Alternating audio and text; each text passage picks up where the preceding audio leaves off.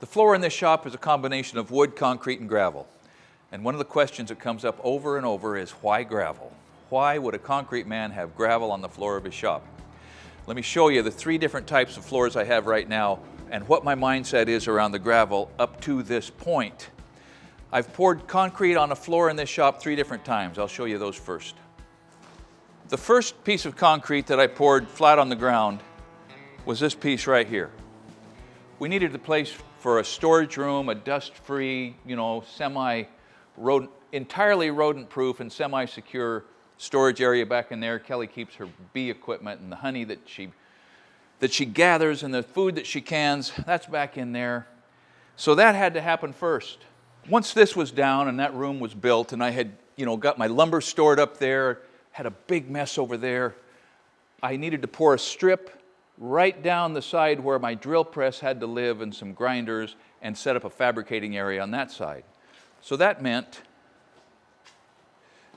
that I set some forms and Dustin and I poured from here out to the front and into the fabricating area. Worked good.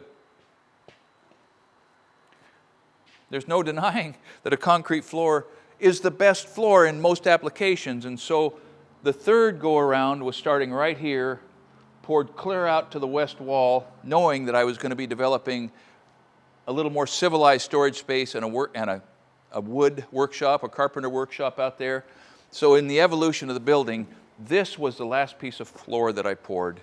And so now we're to the reason that you clicked on here, and that is, why in the world would you have waited so long to pour more concrete in the main part of your shop? When you're blacksmithing, you're working at speed because you're always trying to save the heat. And so when you're working at speed, sometimes, there are lots of reasons. When you're done with one tool, I can drop it on the gravel floor. Maybe you're doing a drop tong weld. I'm not much good at those, but you need to drop the tongs or the wrong hammer. There's any number of things that can be thrown on a gravel floor and it doesn't hurt either the floor or the tool. So a blacksmith shop does well on gravel or clay or brick. The second reason that a blacksmith shop really is happier, that you're happier forging on gravel, is because one of the byproducts of forging is scale, right? Under the power hammer and around the anvil, scale forms on the surface of the iron. It's everywhere. And if you drop it on a concrete floor, somebody that's OCD is going to spend a lot of time sweeping. And somebody like me on a gravel floor where out of sight is out of mind just doesn't care. The scale goes away on a gravel floor, and that is a time saver for somebody like me. Okay, so what gravel is this? This is 1 inch open. There's no fines in it. It's just the rock. And the reason for that is because I had 3/4 minus, just below there was 3/4 minus, and the barn cats really liked the fines. They could excavate in the fines, and they could bury their poop in my shop floor, and one particular cat, it got out of control. So since I do not enjoy shooting cats, especially cats that you're attached to, I thought, well, maybe if I move in a little bigger rock. So 1 inch open is harder for a cat to excavate, right? The problem got better. It didn't go away. That old cat just died of natural causes, and the 2 good boys we have now take care of their business somewhere else. But not only did it reduce interference from the cat, but it reduced the amount of dust in the shop a little bit. But that is the big glaring downside to a gravel floor. It increases the dust in an already dusty environment. That's a check in the minus column. The next duo of a plus and a minus is, my back hurts more when I'm standing around for a period of time than almost anything else, especially if I'm standing on a hard, flat floor. I just cramp up.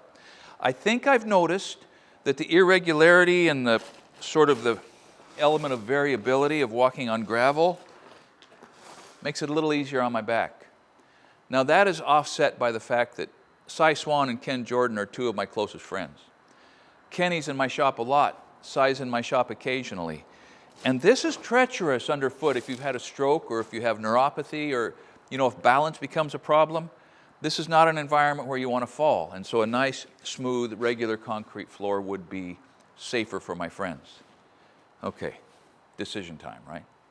Now, if I were to pour a concrete floor in the main central area of the shop, I would either bring it to about 12 feet wide. It would go by and encompass the base of the crane, and by the way, This elevation right there is the elevation of the finished floor across the other side. I anticipated that when I put the crane in, that I would want the floor elevation to be continuous. So if I brought it through at 12 feet, the main door, you would back in or drive in on concrete.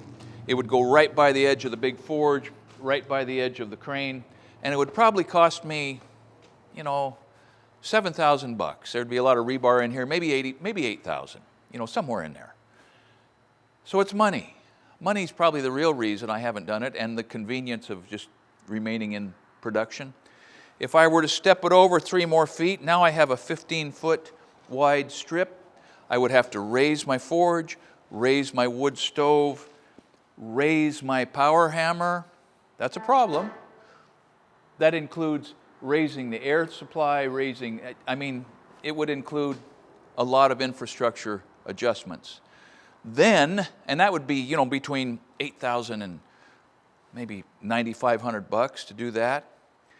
And then I would need to import the gravel so I didn't step down from the concrete area into the forging area. I would want that to be level for my friends, which would mean that forge would have to come up, the electricity for the blower would have to come up, I would have to shorten or replace, probably with a side draft flue.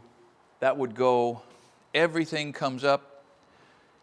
It becomes a question of how long you plan on living and how much work you plan on getting done and how you use your time.